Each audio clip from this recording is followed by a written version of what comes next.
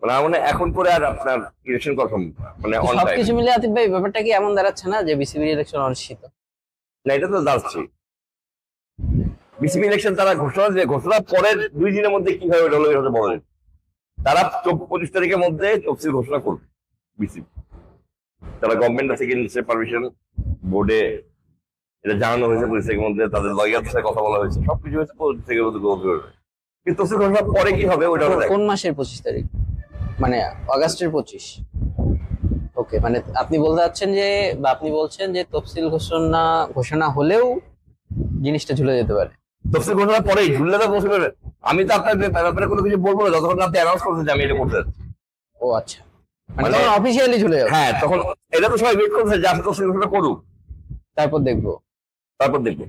So মানে এটা bigger way. যদি মানে এখন আমি বলি ক্রিকেট এবং পলিটিক্স দুটার মধ্যে কিন্তু শেষ কথা নাই। তারা কিন্তু যদি এখন মিলাই দিতে পারে, কনভিন্স করতে পারে সবাইকে যে না ভাই আপনারা সবাইকে দেখবো, তাহলে হতে পারে। বাট আই ডোন্ট থিঙ্ক যে সবাইকে দেখা কনভিন্স করার মতো মানে কিভাবে এটা থাকবে।